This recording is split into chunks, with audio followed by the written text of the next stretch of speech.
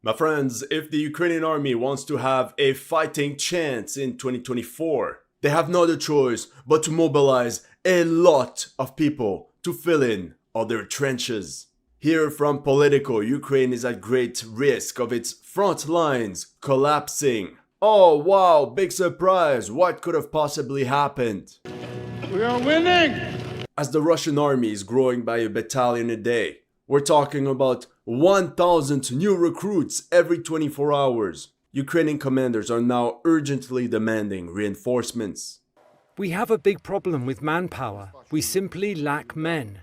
People have lost the enthusiasm which they had at the beginning of the full-scale invasion. We need big reinforcements. Many people here are tired. Now any male between 25 and 60 years old can be sent right into the Mięsarubka, the meat grinder. I mean, look at the faces of Ukraine's latest batch of conscripts. As you can see, they seem extremely motivated to fight. In no time, they will be fighting at the gates of Moscow.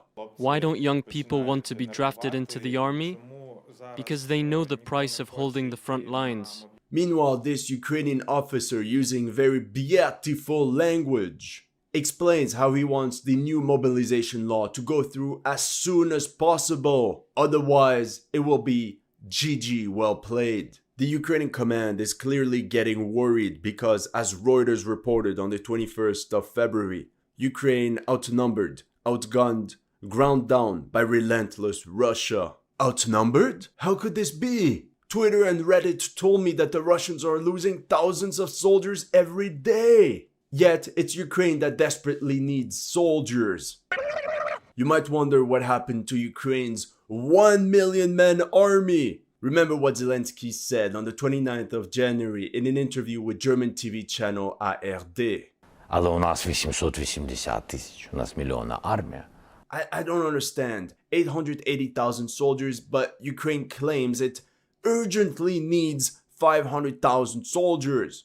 And this is on top of all the soldiers they already conscripted back in 2023. On the 29th of February, Kirill Veres, that I already presented to you in the past, the commander of the K2 battalion of the 54th Mechanized Brigade, he said Ukraine needs mobilization in order not to allow even more territories to be overrun. Well, that sounds like a very optimistic assessment of what could happen to Ukraine this year. Meanwhile, the commander of the elite Da Vinci Wolves battalion says Ukraine immediately needs at least 250,000 Mobics to reach the front line. Same conclusion in the president's office. On the 6th of April, Zelensky says more soldiers, equipment needed to disrupt Russian offensive. Now, there is some positive because in Ukraine, everyone is doing their part. Perhaps they lack artillery shells, but this Ukrainian adult actress is using her heavy howitzers to raise funds for Ukrainian soldiers that lost limbs during the war against Russia. She's so patriotic that she started the sale of an exclusive calendar where she's posing with wounded Ukrainian war veterans. For research purposes only, her name is Josephine Jackson. Welcome to History Legends, and here are the latest news of the Russo-Ukrainian war. If you're new to this channel, make sure to like and subscribe. As you know, some of my Ukraine videos have been targeted with limited or no ads. So make sure to check out my Patreon or PayPal to keep the show running. Thank you to everyone that has already helped. And welcome to the headquarters. There is no open source information as to how many Ukrainian men have been conscripted into the armed forces of Ukraine as of now. All we know is that the general staff needs 20,000 replacements per month to stay afloat. So if we assume 10,000 to 15,000 men are drafted every month, that would mean 120 to 180,000 Ukrainians were mobilized in 2023. Deputy Commander, how many more men do we need to the front? The Economist talked to the director of the Ternivka mining complex, and he said the army had already conscripted 600 men, nearly a tenth of the total workforce. But clearly it's not enough. Now they need 500,000 more. At the same time, Le Monde interviewed Volodymyr Artyom, the head of the military administration of the Sumy Oblast. He explained that only 8% of those eligible for draft in the capital Kyiv had actually been drafted, whereas the proportion was officially 40% in the Zaporozhye region, and that among those drafted, the least privileged social classes were overrepresented. Corroborated by The Economist, exactly like we saw at the Ternivka mining complex. This comes as this video went viral, where we see the children of Vitaly Klitschko, the mayor of Kyiv, partying, doing crazy stuff somewhere in Germany. Obviously, they won't be subject to the draft. Turns out, they're now German citizens. In response, the Russians made this video mocking the disparity between wealthy Ukrainians living the high life, champagne and women, while the others, the poor, are forcefully sent to the front, right into the trenches under enemy fire. For sure, this phenomenon can be seen in Russia as well, but Russia's population is 5 times bigger, so the effects are much smaller in the grand scheme of things. There are currently 113 brigades and 76 battalions deployed along a 650-kilometer front. Theoretically, at full strength, all these formations represent 500,000 men. However, as you can imagine, after 2 years of war, most already existing frontline battalions are not at 100% strength anymore. For example, the 59th Motorized Brigade announced that they only have 60 to 70% of their manpower left. And this is the number they announced officially. But here's the catch: losses are not equally distributed within the same brigade. To this effect, on the 5th of April, Major General Viktor Nikoliuk noted that the biggest shortage in the army is infantry. Put simply, without infantrymen, the entire front line is at risk, since you cannot properly secure and hold the terrain. As a historical example, the 1944 Battle of Normandy crippled the British Army for the rest of the war, as 70% of their losses were concentrated in rifle companies, and Britain could hardly find replacements for the infantry. To this effect, the 43rd Wessex Infantry Division suffered 7,000 casualties between July 10th and the 22nd, once again with infantry companies taking the bulk of losses. Same thing in Ukraine. Here, the Washington Post reported, frontline Ukrainian units report acute shortage of soldiers. Put simply, they need grunts in the trenches. The article says, Alexander, a battalion commander, said the companies in his unit on average are staffed at about 35% of what they should be. Meanwhile, another battalion commander in a mechanized brigade said that instead of 200 soldiers, that his unit currently has fewer than 40 infantry troops. Come on! How do you expect them to achieve anything with such numbers? But it makes sense. After 2 years of war, after the Ukrainian offensives at Kherson and Liman, after the meat grinders of Bakhmut and Avdiivka, Ukrainian infantry strength has been eroded. And because of that, morale has dropped. Good luck to find volunteers to man these trenches now. Even the elite NATO-trained 47th Mechanized Brigade has been badly mauled. Military Land reports, the brigade's command refuses to admit the brigade lost its offensive potential. Instead, command sends mortar crews, snipers, artillery crews, basically all it has available to the front as assault infantry. Soldiers even started a mutiny as they refused to go to the front. On the 5th of April, Kalina, the former commander of Azov in Mariupol, suggested civilians sign up to his elite brigade instead of playing the conscription lottery. In a way, he's right. You never know what you're gonna get once you click on the loot box. Reality is, all the motivated, patriotic volunteers have already joined the military by now. At this point, who wants to join the infantry when they know exactly what awaits them? There's another big problem in the Ukrainian army that nobody dares to talk about. Ghost soldiers. A lot of trained military personnel that could be sent to replenish frontline units are actually hiding in one way or another at the rear. Think of all the border guards Ukraine has stationed on the Russian and Belarusian borders. Think of all the troops garrisoned in Odessa and in all the other cities of the country. What about all the men guarding various ammunition depots, logistics centers, and train stations? From anecdotal stories I heard, as you get closer towards the front, Every village has a checkpoint at every entry or exit point. Thing is, an average of 20 soldiers are on rotation for each one of these checkpoints. Think about it, there are hundreds of settlements like that with multiple checkpoints all around. But there is a darker side to this story.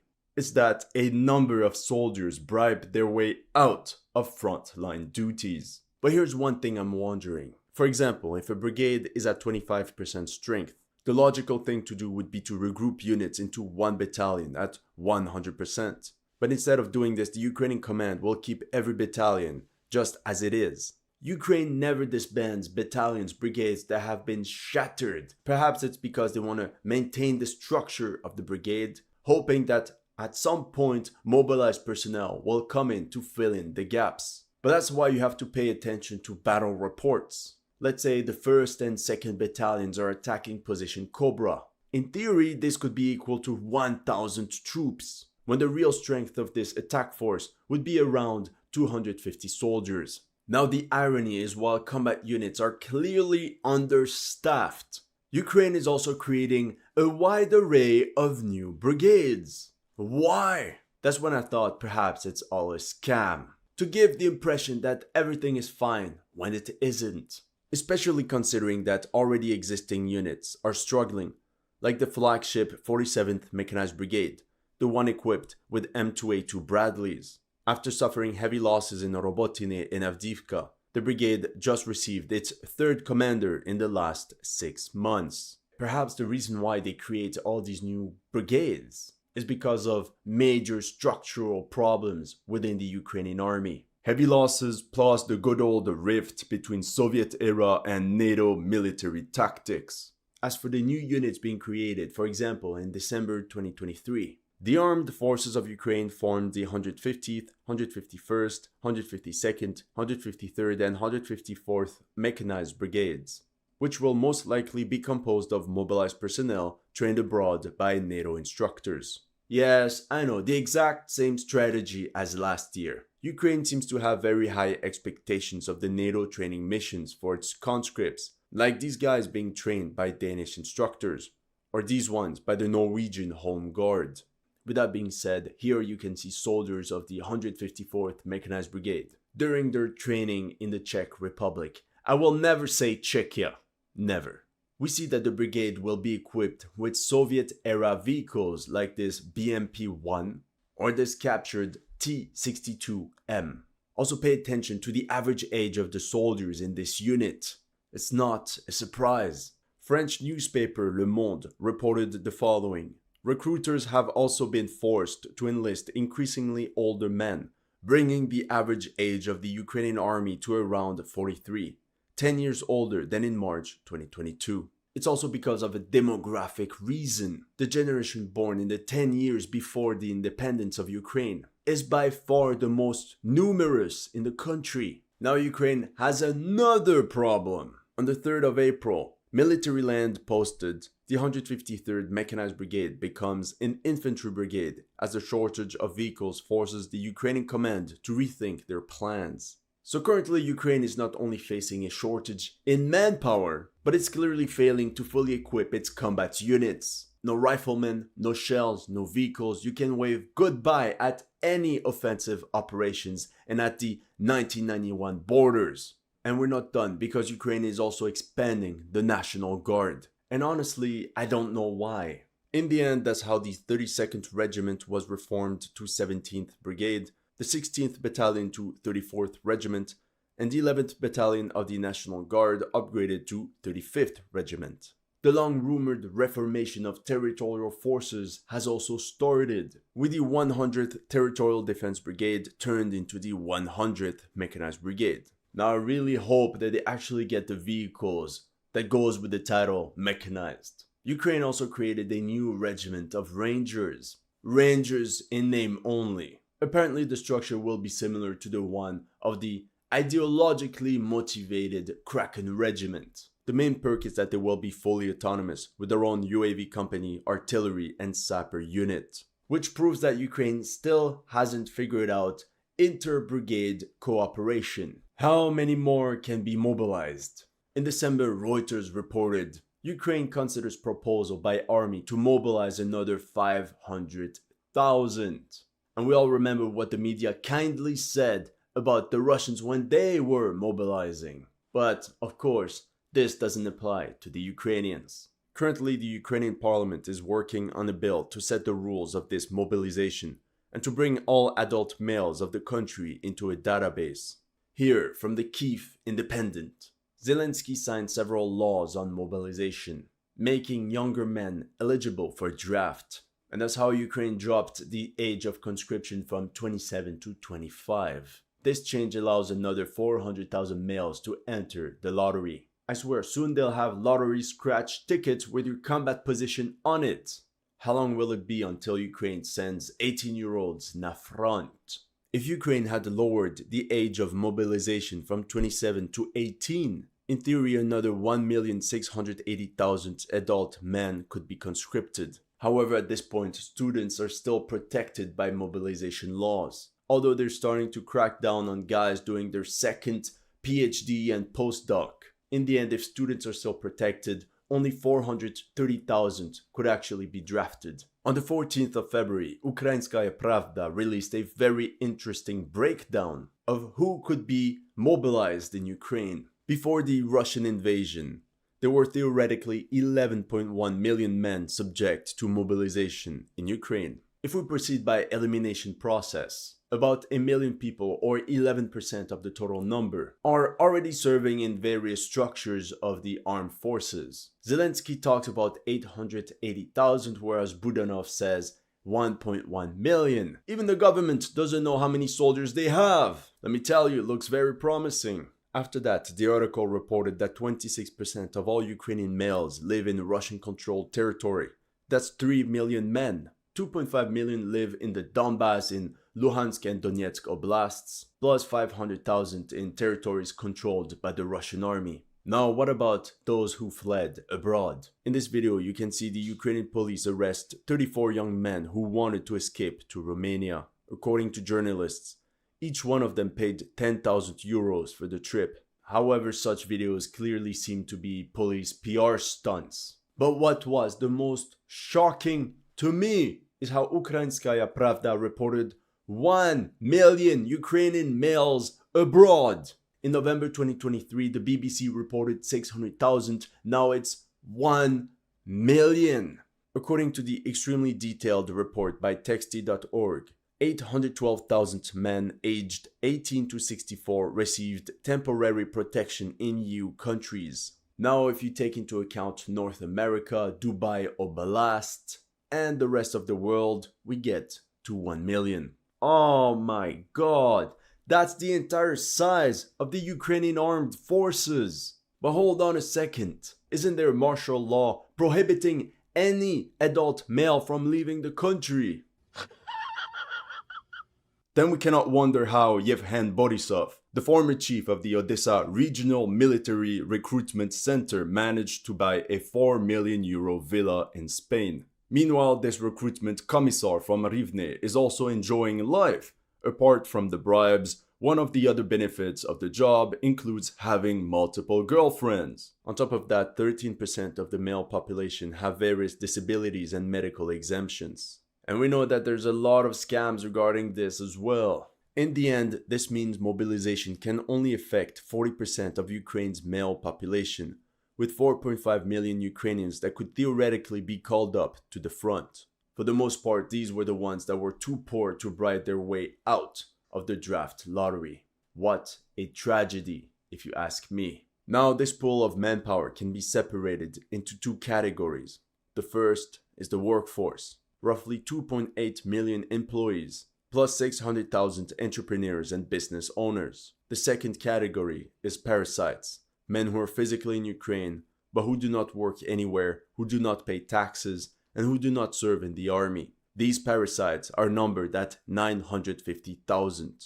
And Ukrainskaya Pravda hints that mobilization will mainly target them. However, since the state doesn't know anything about them, since they're not in the database, the government can't send them summons. The only way to catch them is with military recruiters roaming around towns and villages. Many young people no longer leave their homes. there's always a risk. As a matter of fact, France faced a similar lack of infantry during the Great War. Infantrymen composed 60% of the French army in May 1915, compared to 32% in October 1918. But fresh meat was needed at the front. So the French army mobilized the early call-up classes of the conscription years 1914, 1915, 1916, 1917, 1918, and even 1919. Throughout the war, this added another 1.6 million soldiers. And on average, 70% of these young men incorporated infantry regiments. France also relied on colonial troops from the entire empire, numbered at about 500,000. At the same time, after the heavy losses suffered in 1914 and 1915, frontline soldiers sitting in trenches started to call out the cowardice of the embusqués, or like the Americans say, rear echelon mofos. This included a wide array of individuals, men considered unfit for service, 3 million, essential workers, 900,000, and especially rear echelon enlisted soldiers, like logistics personnel, engineers, shoemakers, postmen, office workers, and so on. 2 million, for a total of almost 6 million men off the front. As you can imagine, this was truly affecting the morale of combat units. So then came the hunt for these rear echelon mofos. The army organized a new round of medical exams lasting 1 minute 30 each. Out of 2.7 million examinations, 955,000 reinforced frontline units, and another 500,000 were sent to auxiliary services. In May 1915, 30% of military personnel were either in artillery or logistics. By October 1918, this number had increased to 60% of all troops. Despite the lethality of being deployed at the front, due to the industrial nature of the war, everyone started accepting the importance attributed to operations at the rear, like ammunition production, transportation, and medical services. Now back to Ukraine. There are so many things the Ukrainian armed forces have to improve, but so little time. I think the first thing they should do is re-examine all the men declared unfit for duty. Now, in order to maximize the recruitment pool, Ukraine also decided that many 200s, aka wounded soldiers, will be re-enlisted, but this time they will be able to choose their new positions, such as drone operators, artillery crew, or truck drivers. Ukraine is also considering recruiting foreigners into the National Guard. Those who fight for Ukraine and their family members will be able to get Ukrainian citizenship.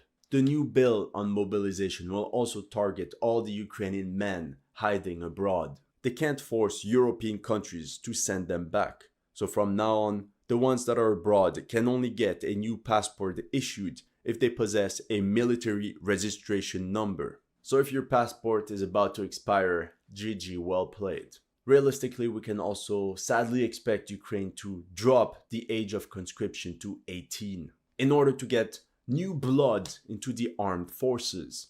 On the 20th of February, Ukrainian soldiers that returned from the front organized an open training course for civilians in Kyiv in case the Russians come back.